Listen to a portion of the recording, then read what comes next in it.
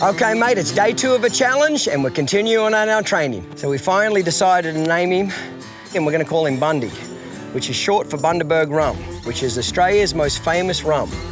In America, I drink Captain Morgan. And in Australia, I like to drink Bundaberg rum. How I was conceived on it. My parents never would have got together without it, okay? So we're just gonna call him Bundy. Good boy.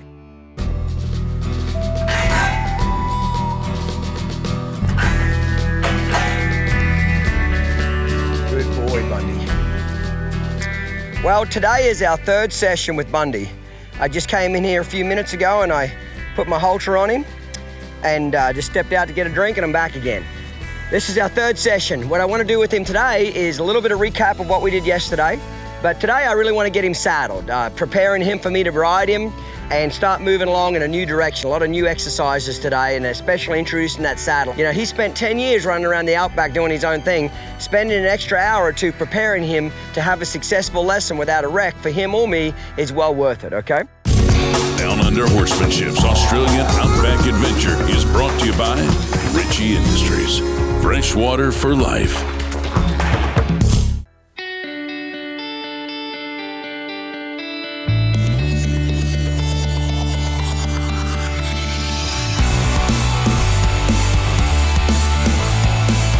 I'm Clinton Anderson, and I have a method for training horses. Getting horses to behave is simple. It's training people that's the real trick. Join me as I tackle some of the most challenging situations with problem horses and with problem owners.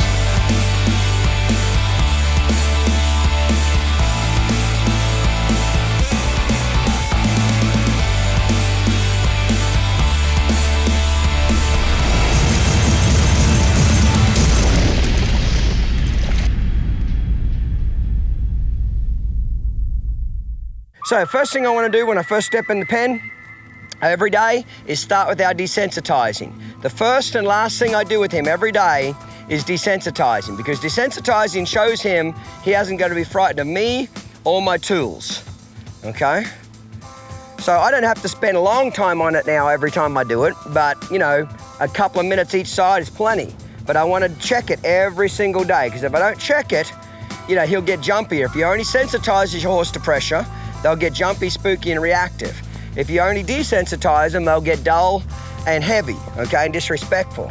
Come in here, rub him a little bit, just get him used to my hands. I like that. He's letting me get further back on him here. Okay, pick up here, see if I can get him to bend. Good boy. Whatever you do on one side, you've got to do it on the other. Horses always have one side that's a little bit worse than the other side, so you've got to keep checking both sides to make sure it goes well. That's a boy. Get in here. When you're getting in rubbing these wild horses, get in close to them. So if they do happen to kick you, they'll kind of push you out of the road. But if you're standing back 3 or 4 feet away from them and they kick you, you're gonna get you on the end of that kick. It's gonna hurt a lot more. Get in close to them. You're gonna ask him to bend just a little bit here. Yeah, good little yield. Okay. I want to introduce a new desensitizing exercise today, which is my string, stick and string. Every time I can walk away from him and then walk up back to him like this, see him snorting a little bit, he needs more practice with that. Just walking away, walking back up to him. Walking away, walking back up to him. He's still not exactly confident about humans walking directly straight up to him. Okay, flog him here with kindness. Remember, the stick and string is an extension of your arm.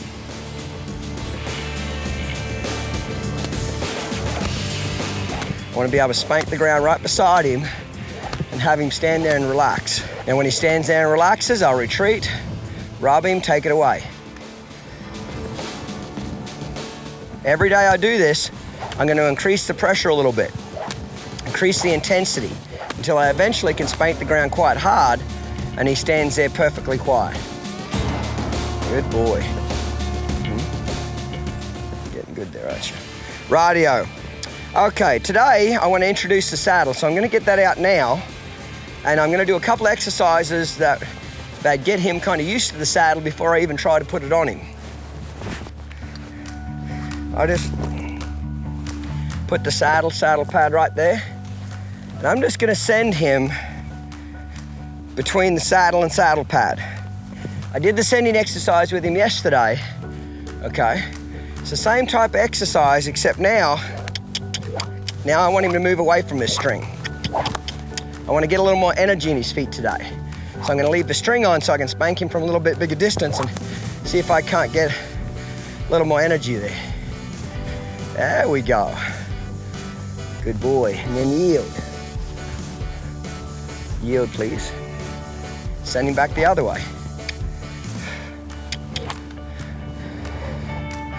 That's kind of new for him. So I just want to let him find it. There we go. Good boy. And then yield. So I'm going to make it a little uncomfortable for him back here. Leave him alone right there. Good boy. I'm going to make that saddle seem like the easiest part of the day. Yield. Pressure back here. Pressure. Leave the pressure alone right there. Now if he wants to smell it or investigate it, I'm going to let him. There we go. Yield. Point. There we go. Excellent. Now I might change it up a little bit and just put the saddle on the fence. Let him get used to that.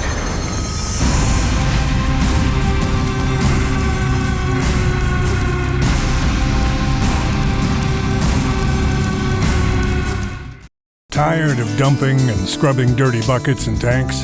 Dread breaking ice this winter? Sick of wasting precious water and even more precious time? Then it's time to change the way you water. The industry leaders in horse products and watering have teamed up to bring you a fresh idea on watering. Introducing Classic Equine by Ritchie. Fresh water on demand is critical to horse health. Automatic waterers ensure it stays cleaner, so your horses drink more and you waste less. So kick the bucket and the tank when you choose from options such as multi-head heated and insulated pasture units to premium corner-mounted stall founds. And only Classic Equine by Ritchie offers a garden hose hookup unit for easy installation. Classic Equine by Ritchie makes automatic watering the only way to go for the ease of horse owners and the health of the horse.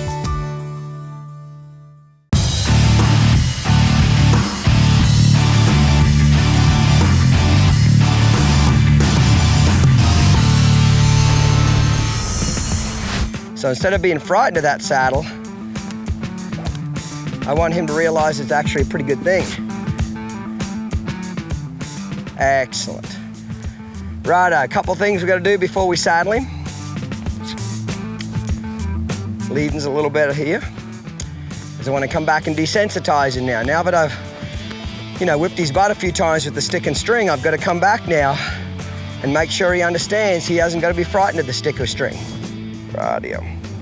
Okay, I want to go ahead now and teach him how to flex. He's a little heavier on the right side, flexing him to the right, which is, pretty normal. Or not necessarily always the right side. Every horse has got a stiffer side on them. I'm going to work 2/3 on the bad side, 1/3 on the good side until I get both sides even. So he's a lot softer, as you can see to the left here. Very normal. All horses always have one side that's stiffer than the other. You see just then when I threw that over his back, he kind of flinched a little bit. Anytime he flinches or gets a little worried, I repeat it until he relaxes. Wait, there's a little bit better give. See, I don't like that when he just takes that head away the opposite way. I don't mind him straightening it out, but I don't want him taking it back the opposite way. Because then he's kind of hiding from you, evading it. Radio. Looking at leading a little bit more. So I want to get him used to this rope around his belly here. Yield that 4/4. I want to get that rope used to being around his belly here before I just go ahead and do that front cinch up. I want to desensitize him with something touching his belly here. And then something back here a little further. He's never had a back cinch on him. Okay? So he's got to get used to that. Now I'm going to bring it back up the front. I'm just going to apply some pressure to it. When you relax, just retreat. Righto. We prepared him as good as it's going to get at this point. Now it's time to just introduce the saddle. A lot of people saddle their colts earlier than what I do. And that's fine for them. I'm not saying it's wrong, but for me personally, I don't like doing it. I want to make sure the experience goes well. One time when I was 15 and I first started my apprenticeship with Gordon McKinley, I had to saddle this wild colt, and I hurried through the preparation and I tried to saddle it on the first day, and I got it saddled all right, and then I went to do the front cinch up, and I didn't do the cinch up tight enough, and the horse kind of took off and went bucking around the round pen, and the saddle ended up slipping underneath the horse's belly, and the horse ended up ripping the stirrups off and the fenders and trashing the saddle, and oh man, I got in a lot of trouble over that. So I learnt my lesson real quick about trying to saddle a colt too early and getting into a wreck. Okay? It's just not worth it. So from that day on, I made myself take a little extra time in the preparation of saddling the colt. You know, I've had people show up to my colt starting clinics that same things happened to them. They've tried to saddle colts and they've got into a wreck. And it's you can fix it, but man, it takes some work. Rightio. Let's introduce the saddle pad. Little approach and retreat. Approach, let him smell it a little bit, and then retreat. Now I just go move it around. Okay? Just get him used to this a little bit here.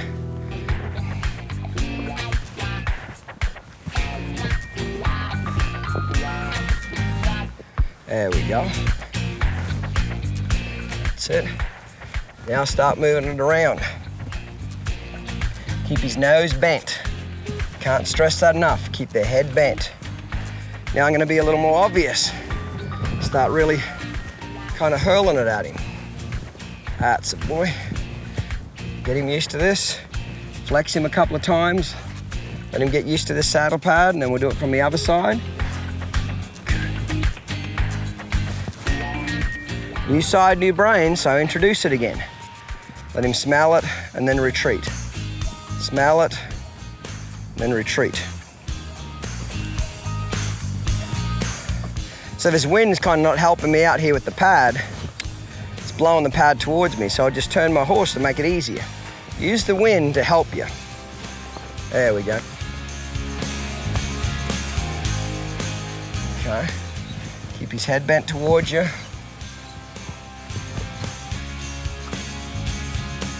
Wait till he softens here a little bit. There. Rightio. Let's get him ready to saddle here.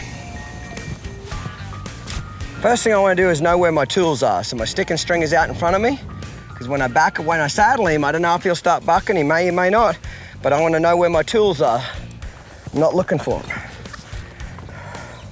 First time I saddle him, I always saddle him from the offside.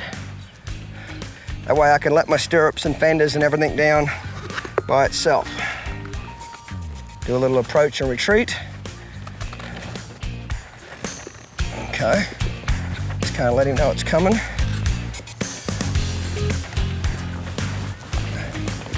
That's it. That's it, boy. The other reason why I saddle him from this side is that I only have to let go of the saddle one time when I change sides. Every time I let go of the saddle before that cinch is done up, I run the chance of him moving and either bucking the saddle off or having the saddle slip off, and then he gets scared.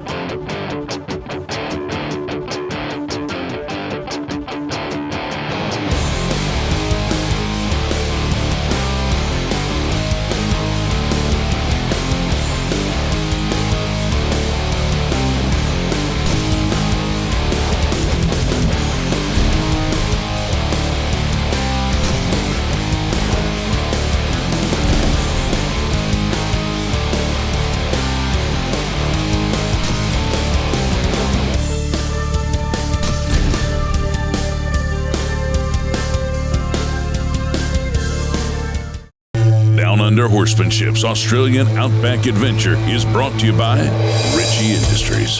Fresh water for life. Now I'm going to let him go, try to smoothly change directions, change sides, get my hands back on the saddle again. What Clinton's doing is absolutely magic for us. To see him put that saddle on this morning was something, you know, that for us to do it before, it was quite a chore for us to get in close to a horse like that and get it on. Approach, retreat. Okay, now I'm going to take my first wrap around.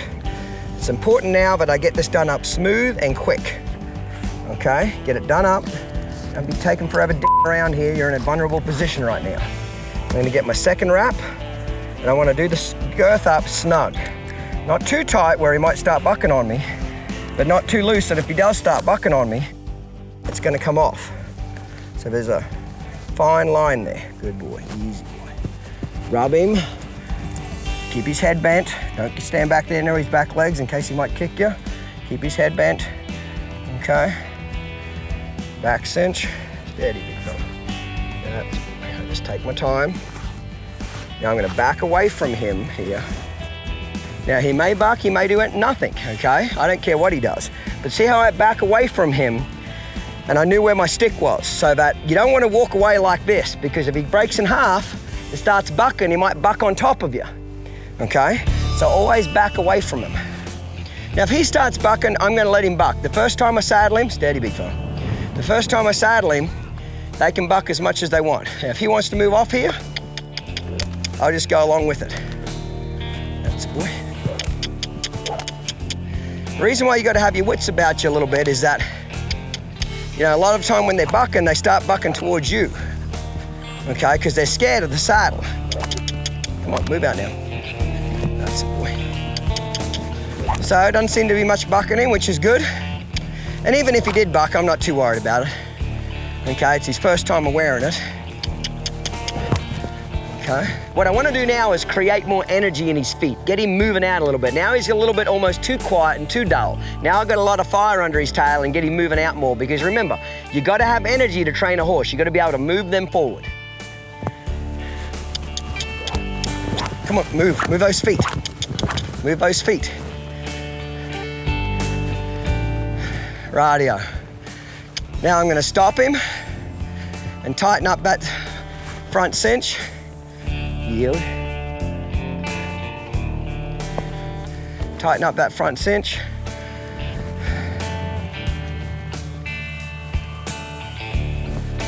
Keep his head bent towards me. Want to make sure the back cinch is touching their belly. If it's not touching their belly, it's a waste of time even having it on there. I might go around and do a little lunge in stage 2 with him. Come on, move out. Yeah, so he's obviously not too worried about the saddle. Step in front. Rightio. Well, so far, I feel like we're in good shape with Ian's challenge. Well, you know, third session, we've got the saddle on, he's doing good. He seems like he wants to be real quiet. So if I was Ian, I think he's gonna be giving me that bottle of Bundaberg rum, no doubt about it. I'm not worried about the challenge as yet. He's got to show me that he can ride that horse first. I don't know whether he can ride or not, so I'll just have to check him out on that. I'm gonna flap these stirrups on his side, let him get used to this a little bit. Bend his head, keep working on my flexing. So it's important to turn him loose in a bigger area, not the round pen. I want him to kind of move around during the day and get used to wearing the saddle. Worst thing you can do on a colt is saddle him for an hour or two and then take it off, okay? They've got to have a chance to get used to it. So, and ideally, they should sit with the saddle for 8 to 10 hours, ideally. I've done it sooner than that, of course, but in perfect world, I like 8 to 10 hours. Now, if I come back at the end of the day and they're still wanting to buck with the saddle, I'll leave it on them all night. Put some hay in the arena, a couple buckets of water. They can stay in the arena all night, okay?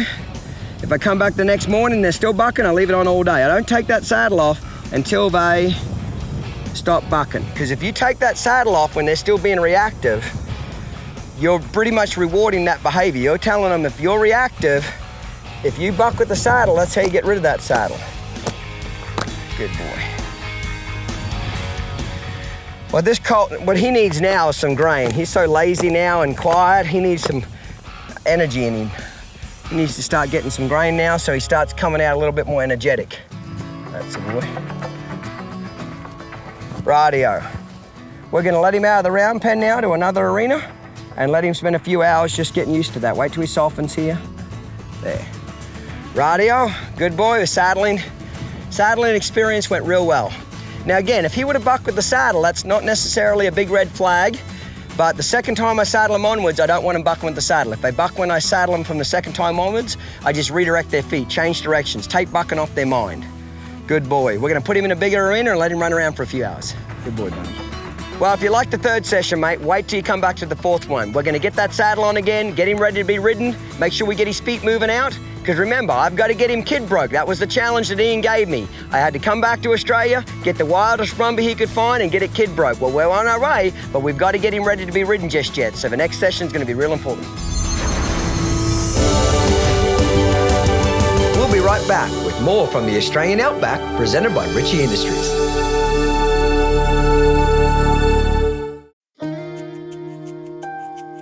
Fresh water on demand is critical for your horse's health.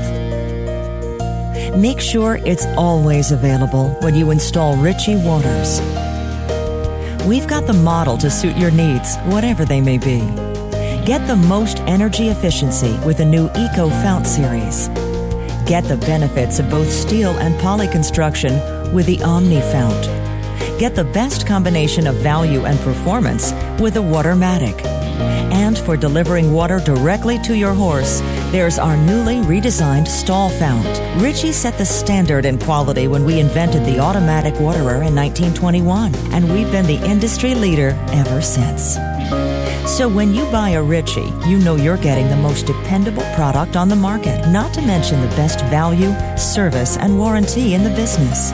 After all, water is essential. We make it easy. Righto, we're ready for Bundy's first ride. I put just a little rope bosal or hackamore on him, and that's what I like to ride my horses in the first few rides. And then after I get them soft and supple, then I'll put them into a bit after that.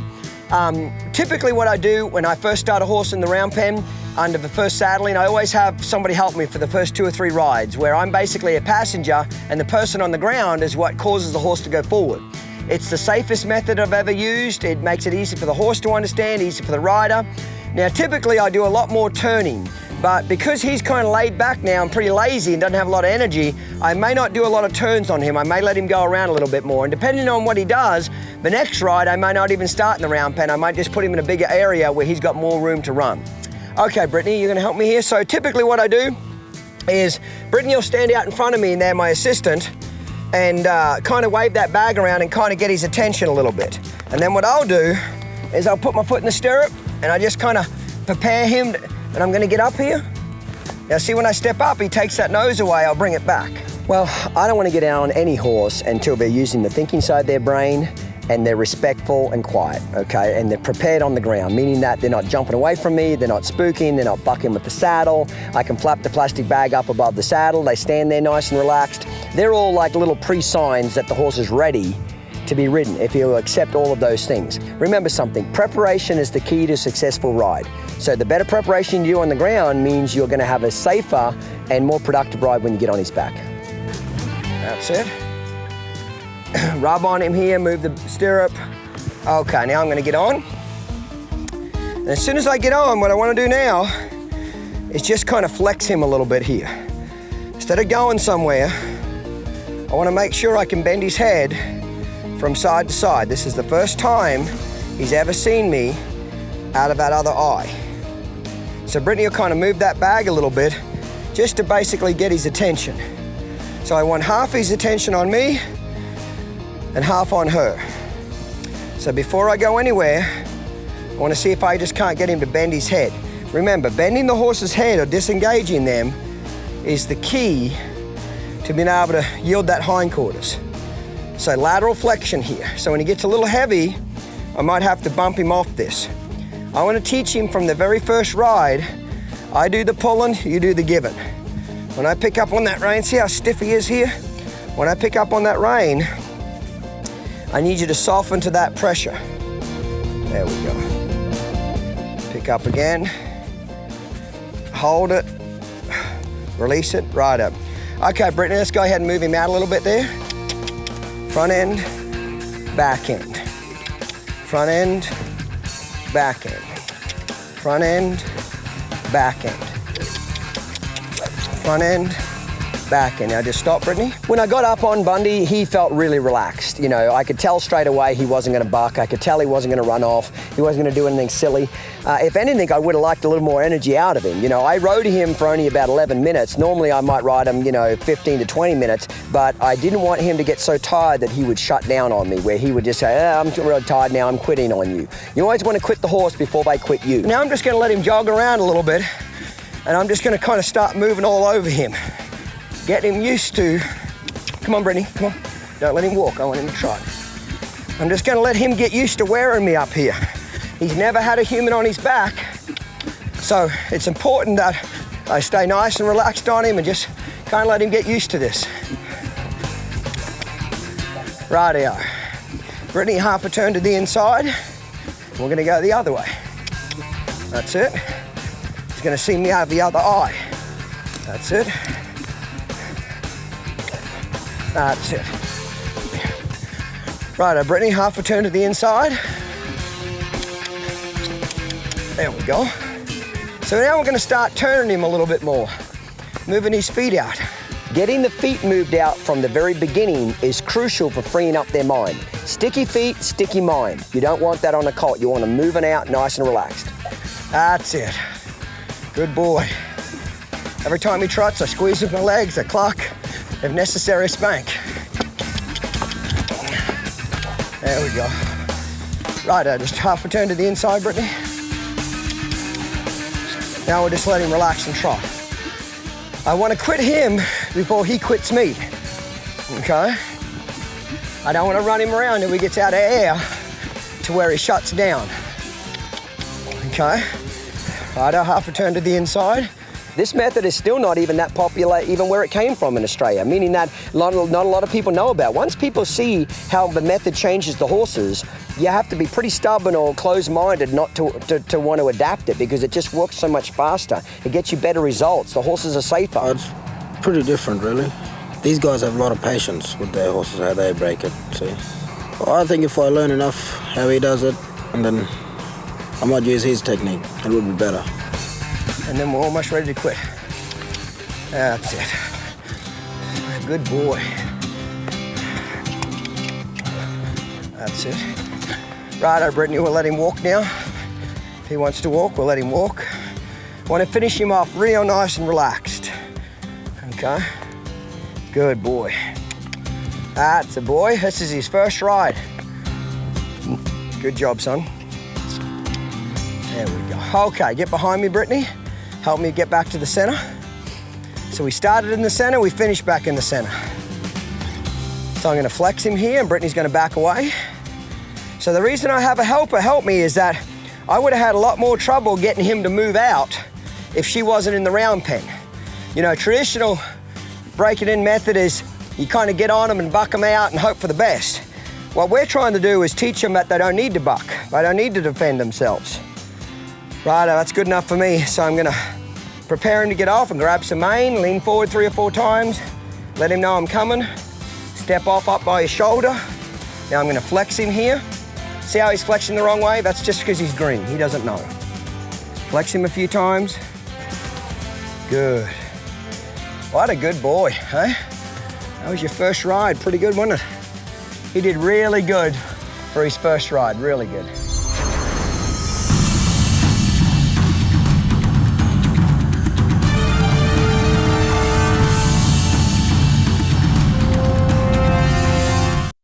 Step up your horsemanship with the Clinton Anderson method. Now available in a complete set. Fundamentals starts you on your journey to ultimate control. As you learn to communicate with your horse, earn his trust and respect, and gain control of his body. Intermediate opens the door to ultimate performance as you build on your knowledge to create a safe, willing, and supple partner you control with a feather-light touch. And now, all new Advanced delivers ultimate inspiration to fine-tune your application of the method and reach the highest level of horsemanship. Clinton Anderson offers you the ultimate collection of his wildly popular training method kits at a packaged price. Downunder Horsemanship's Australian Outback Adventure is brought to you by Ritchie Industries. Fresh water for life. Cold, rainy, and windy is not normal for this part of the world. And in the last few days, some unusual weather had started rolling in. So Ian, we got rained out, mate, the last couple of days. I didn't expect to be coming out here to the middle of the country and having weather like this. What's going on with the weather patterns, mate? This rain is unusual. We lie in a 6-inch rainfall belt here, which means... Now that's a year. 6 inches a year is all you get out. That's all we get out here, apart from the odd once in every 10 years sort of storms that we get through that will give us, quite a few inches of rain, and that sort of picks up the country somewhat. It's gone from that hot weather to a cold snap, and it will remain like that now. So basically we're in the winter now? Yes. Yeah. One extreme to the other? Yeah. Well, we're back here again, mate, for another beautiful morning in the middle of the Outback in Australia. And today we're going to give Bundy his second ride. But I'm going to make a few adjustments today for his second ride. Well, with him, because he's been really lazy, once we've got him quiet now and we've got the fear out of him, he's really got pretty lazy. In some ways that's good, but now it's starting to cause me a little bit of a problem where I'm having trouble getting that forward motion. So with him for his second ride, I'm actually going to bring him right out here to an arena here straight away, because the bigger area you give a colt, the more forward they go. You'll also see that I have a bridle on him today. After I rode him in the round pen, I just didn't like the way that he felt in that hackamore. So I'm going to go to a bit so I can get a little bit more leverage on him and get him softened up better. So yesterday what I did is I put a bridle on him. I put this exact bridle on him. It's just a smooth snaffle, and I took the reins of the McCarty reins off, and I just let him wear that snaffle for 7 or 8 hours yesterday during the day. And then this morning, I got a hold of him and I put the bridle back on him, and then I taught him how to flex with the bit, just like we did with the hackamore or the halter. You've got to get the fear out first. Once the fear is gone of you or the object or your tools, then you can start training with it, okay? So a couple of new things I want to show you today with him before we actually get on him. I'm going to point, send him off. And I'm also trying to keep my training sessions relatively short to keep more energy in him. You'll notice he's a little bit more perked up here this morning. So I'm going to start doing my groundwork now with the McCarty reins, okay? And he's got to get used to this in his mouth a little bit more. There we go. So I'm just going to send him between me and the fence, yield, and then I'm going to start doing what I call the C pattern. So even though he's used to that halter, now he's got to get used to yielding and giving with the bridle. There we go. So I can already tell this morning he's a lot fresher. We've been starting to feed him some more grain. Yesterday afternoon I started him on grain. And the reason I started him on grain is because I want him coming out looking to go forward more, looking to move those feet. I have a little saying, ride the horse, not the feet. So if you come out and your horse is really jumping out of his skin, okay, and running around like an idiot, back that grain off. Typically I tell people for the first 7 or 8 rides, don't give a colt any grain at all, okay? But with him, because he got so quiet so quickly and lazy, I need to pep him up a little bit.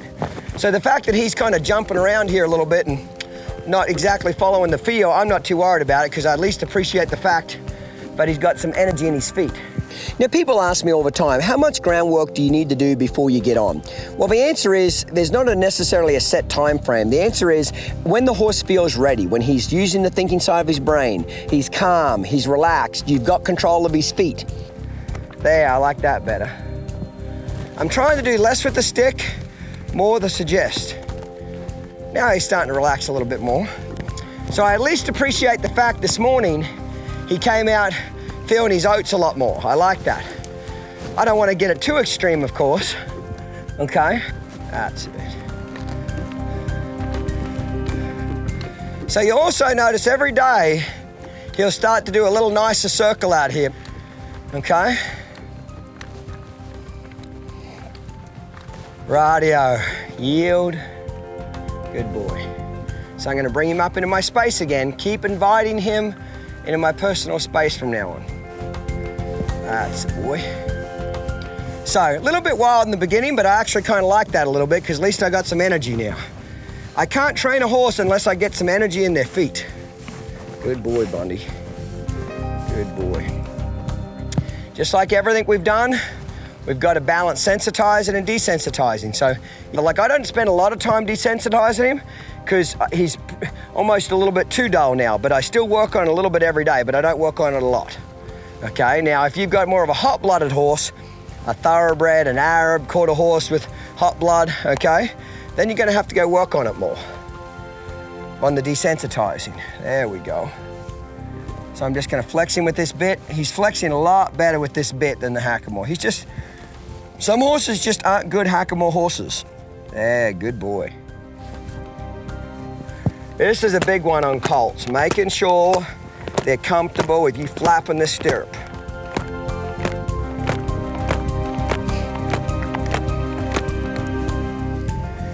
A lot of people underestimate how important it is to get them desensitized around you slapping around their flank, pulling on this back cinch, flapping this. Just wait. Right. So I'm gonna start chipping away at that a little bit every day. Right, let me get my stick and string out. Another great way to get a horse used to something that they're frightened of is walk away from them with the object. Spank the ground from side to side and walk away from them. Anytime you go away from a horse with something they're frightened of, it'll build their confidence, okay? Because the object is going away from them, okay?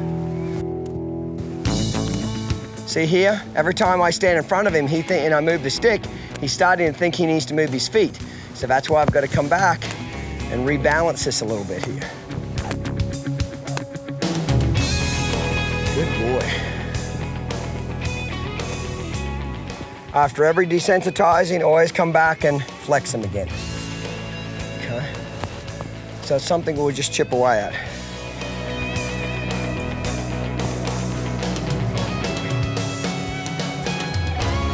Righto, buddy. Good try.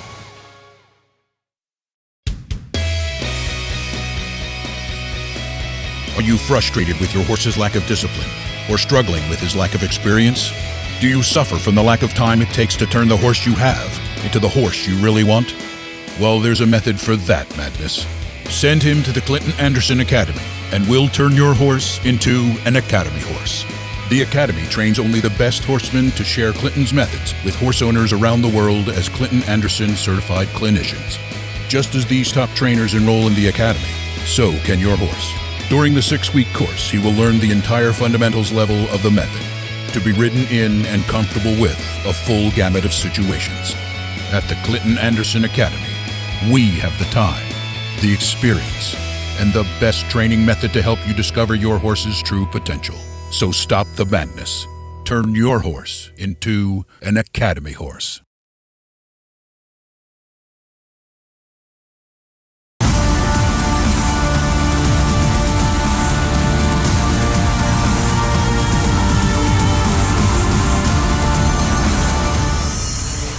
So before I get on him, mate, a couple of things I want to check out. I want to make sure my girth's nice and tight. I always do my girth up 3 times before I get on a horse. When I first put the saddle on, I just do it up kind of snug. Then I do a little bit of groundwork, tighten it up some more, and then just before I get on, I tighten it up a 3rd time. A lot of people only do their girth up once and they wonder why it comes loose or the saddle slips around the horse's belly or they have to constantly stop and get off and adjust it. Now, anytime I tighten up the girth, I never just get straight on a horse. I always go ahead and move their feet around. Sometimes when you tighten up, especially a young colt, you do up the girth and you don't move their feet around, they might rear up in the air, flip over, they might start bucking again. So I just go ahead and move those feet around just a little bit, just to get that feel, get them used to that feel. Rightio. So normally the second ride would be in the round pen, but because he is so lazy I'm gonna go ahead and ride him out here so he'll hopefully free up a little bit more. But I'm gonna follow some of the same principles. Okay, I'm gonna bend his head. Bend his head here. Rub on him, let him know I'm coming.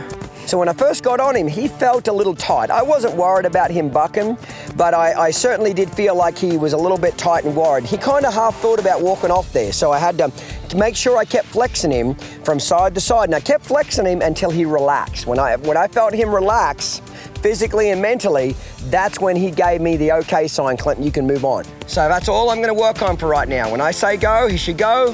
When I ask him to stop, I wanna do my one rein emergency stop, just like by flexing his head. So to make him go, I'm gonna squeeze with my legs, cluck, and if that didn't work, I'd spank. Now I'm just gonna let him go a little way and do a one rein stop. This is what we call a one rein emergency stop. If he would go to buck or bolt, squeeze, or take off or do something silly, I wanna be able to shut him down immediately by bending his head. Remember, when you bend their head, their hindquarters, see that? Disengages, it steps to the side. See, I've got a hand on the horn and a hand on the rein, so if he goes to jump, my hand's on the horn, I can stay in a little bit better balance. Okay, my hand's on the rein, and if I need to shut him down with one rein, I can. Sit and relax. When I sit and relax, that's his cue eventually to stop. There you go.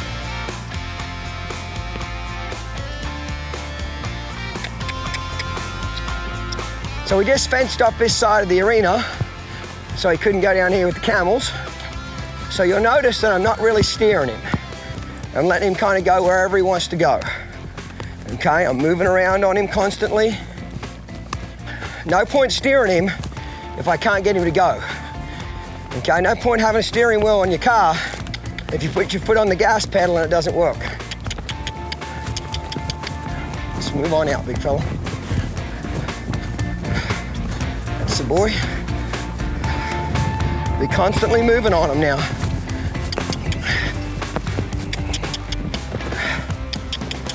When he got up to the gate or the fence, I kind of pulled his nose to the side and kept him hustling to move him off. Typically, I wouldn't pull on his mouth like that. I'd just spank him and keep his feet moving. But in this particular arena, I had to make sure I maintained safety for myself and for him as well.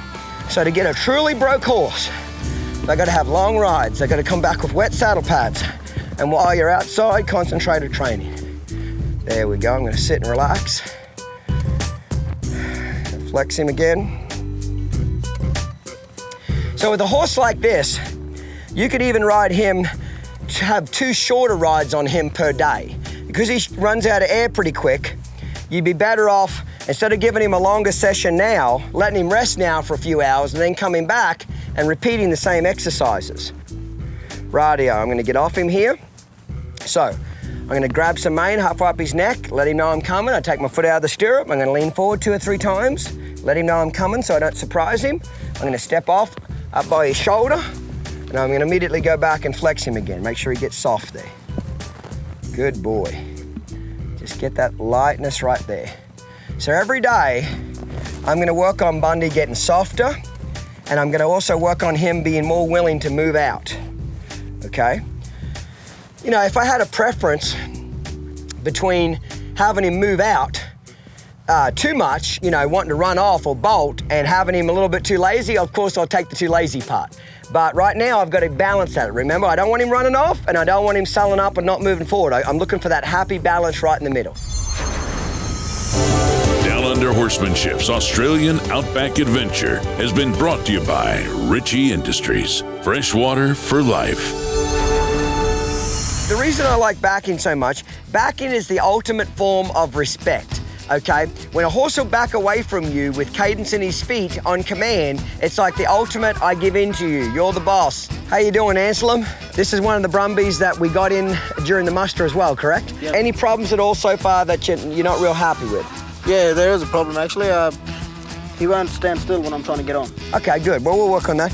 Bend his nose some. Hold it, wait. Clinton told me that the horses don't learn from the pressure, they learn from the release of the pressure. Normally very dry, big sunny days here during the winter time. Right. What's your average rainfall here then? 6 inches per annum here. but we get the odd wet year every 10 years or so. You gotta look that way. So we don't normally get rain during this time of the year. Right. This is what we call winter. And That way, you stupid let's do this again. we don't have, what do you call it, autumn and spring. Right, Yeah. one extreme to the other. Yep. You're supposed to go the other side.